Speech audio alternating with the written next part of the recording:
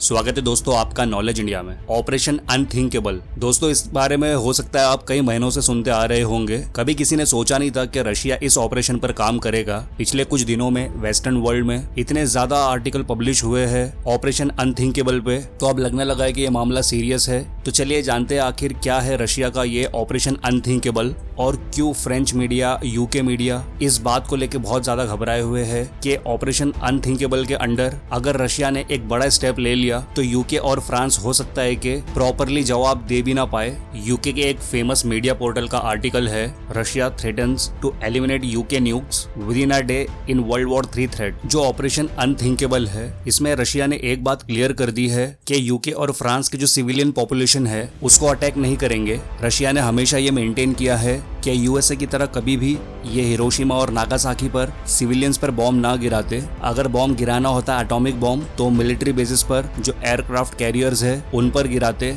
और इस particular case में भी रशिया ने एक प्लान बनाया है जिसमें ये डायरेक्टली टारगेट करेंगे यूके और फ्रांस की न्यूक्लियर इंस्टॉलेशंस को, इसे एलिमिनेट कर देंगे। यूके और फ्रांस यूरोप की दो बड़ी ताकतें जिनके पास खुद के न्यूक्लियर वेपन्स है, ये रशिया के अगेंस्ट कुछ भी ना कर पाए। ऑपरेशन अनथिंकेबल के बारे में लगातार रशिया के जो सरकारी जियोपॉलिटिकल एनालिस्ट और जो इनके एक्सपर्ट्स है लगातार बोल रहे हैं। काफी जगह तो डॉक्यूमेंट्स भी दिखाए गए हैं कि किस तरीके से ये ऑपरेशन अनथिंकेबल काम करेगा और ये कितना डेंजरस है। अगर आप रशियन पर्सपेक्टिव देखो, वो लोग कह रहे हैं कि हम पे प्रेशर बनाया जा रहा है। उनके हिसाब से ऑपरेशन अनथिंकेबल इनको बनाना ही पड़ेगा, इस पर काम करना ही पड़ेगा, क्योंकि जो यूरोपियन कंट्रीज कर रहे हैं ये रशिया के लिए बहुत ज्यादा डेंजरस है। अब यहाँ पे आप पूछोगे कि फ्रांस और जर्मनी ऐसा क्या कर रहे हैं कि रशिया को ऑपरेशन अनथिंकेबल करना पड़ रहा है। तो ऑपरेशन अनथिंकेबल पे जो रशिया काम कर रहा है उसका मेन रीजन ये है कि एक बात फ्रांस ने काफी हद तक कंफर्म कर दी है कि इनके सोल्जर्स बहुत ही जल्द आपको दिखेंगे यूक्रेन में। ये मैं आपको बता दूं, ये एक डिसाइसिव मूवमेंट है रशिया और यूक्रेन वॉर की, जहां पर फ्रांस और कई सारी यूरोपियन कंट्रीज हिंट दे रहे हैं कि बहुत ही जल्द इनके सोल्जर्स यूक्रेन पहुंच जाएंगे। अब ये बात कंफर्म हो चुकी है। यूक्रेन के जो मेंबर ऑफ पार्लियामेंट है उन्होंने ये कह दिया है कि बहुत ही जल्द बहुत सारे फ्रेंच सोल्जर्स यूक्रेन में आएंगे। ये सोल्जर्स करेंगे क्या, इसको लेकर फ्रांस ने क्लैरिटी दी नहीं है। फ्रांस के हिसाब से ये यूक्रेनियन सोल्जर्स को ट्रेनिंग देने के लिए आएंगे। मान लो कि फ्रेंच सोल्जर्स यूक्रेन की धरती पर आ गए और रशिया ने अटैक कर दिया यूक्रेन पर, उस वक्त अगर फ्रेंच सोल्जर्स मारे गए, आप इमेजिन कर सकते हैं फ्रांस का क्या रिस्पॉन्स रहने वाला है। और इतना ही नहीं, रिसेंटली फ्रांस, रशिया, जर्मनी और यूएसए ने यूक्रेन को ये भी इजाजत दे दी है कि ओपनली जो भी हमने आपको हथियार दिए हैं ना, इन्हें अब रशिया को डायरेक्टली टारगेट करने के लिए इस्तेमाल करना स्टार्ट कर दो, रशिया को घुस के मारो। ये बीबीसी के आर्टिकल ने खुद पब्लिश किया है। जो वेपन्स यूक्रेन को सप्लाई किए गए हैं इनमें जर्मन, फ्रेंच, अमेरिकन, कई और कंट्रीज के वेपन्स है, जिनकी वजह से मैं आपको बता दूं रशिया को बहुत हैवी लॉस हो सकता है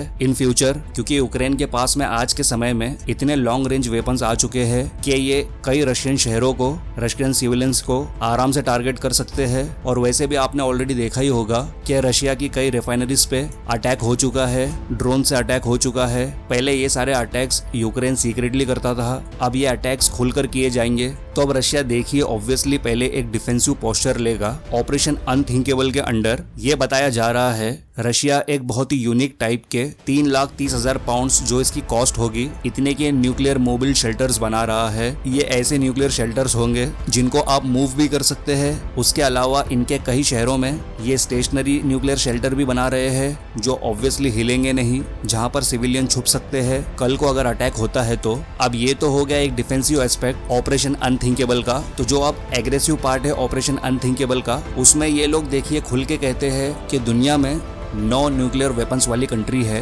ऑब्वियसली आपको पता होगा जो P5 कंट्रीज है, परमानेंट सिक्योरिटी काउंसिल की कंट्रीज है ही। उसके अलावा इंडिया है, पाकिस्तान है और नॉर्थ कोरिया माना जाता है कि उनके पास भी न्यूक्लियर मिसाइल्स आ चुके हैं। हालांकि ईरान को लेकर अभी भी पक्के तौर पे क्लैरिटी है नहीं ऑन पेपर कि 10वां कंट्री आ चुका है या नहीं आ चुका है। बट अगर ऑन पेपर पकड़े तो मानकर चलते हैं 9 कंट्रीज के पास न्यूक्लियर वेपन्स है। तो इसके बारे में रशियंस कहते हैं कि we will reduce the number of nuclear powers in the world from 9 to 7, क्योंकि ये फ्रांस और यूके में हाइपरसोनिक मिसाइल, देखो रशिया के पास में एक बड़ा एडवांटेज है हाइपरसोनिक मिसाइल्स का।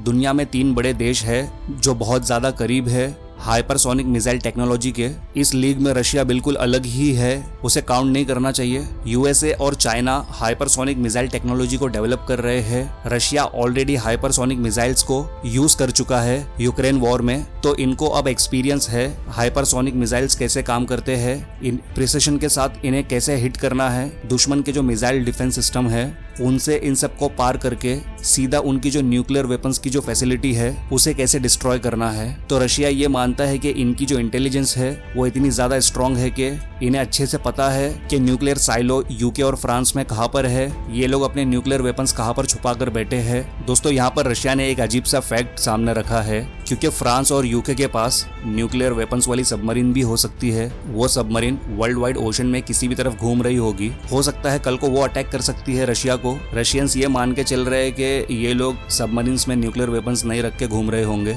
जो कि एक बहुत बड़ा रिस्क है देखा जाए तो। रशियंस ये कह रहे हैं कि ग्राउंड्स पर न्यूक्लियर वेपन्स के जितने भी इंस्टॉलेशंस है, जितनी भी न्यूक्लियर फैसिलिटीज है फ्रांस और यूके की, ये डिस्ट्रॉय कर देंगे, ताकि उसके बाद जब रशियन आर्मी अटैक करेगी, एक बड़ा फुल फ्लेजेड अटैक करेगी यूरोप पर, उसके आने वाले रिस्पॉन्स में यहाँ पर न्यूक्लियर वेपन से तो हमला नहीं हो पाएगा रशिया पर। और आगे देखिए ऑपरेशन अनथिंकेबल के अंडर यही बताया गया है कि एक बार जब ये सक्सेसफुली ऑपरेशन अनथिंकेबल को इम्प्लीमेंट कर देंगे, यूके और फ्रांस को बिल्कुल न्यूक्लियर वेपन से दूर कर देंगे, उसके बाद इमीडिएटली हम एक अल्टीमेटम इशू करेंगे यूएसए, नेटो और दूसरे यूरोपियन यूनियंस के सामने। 24 घंटे के अंदर मिलिट्री और सारी फाइनेंशियल सपोर्ट कीव को रोक दो। अगर ये लोग इनकी शर्तों को नहीं मानते तो इवेंचुअली यूएस और रशिया एक दूसरे के ऊपर न्यूक्लियर वेपन यूज कर रहे होंगे।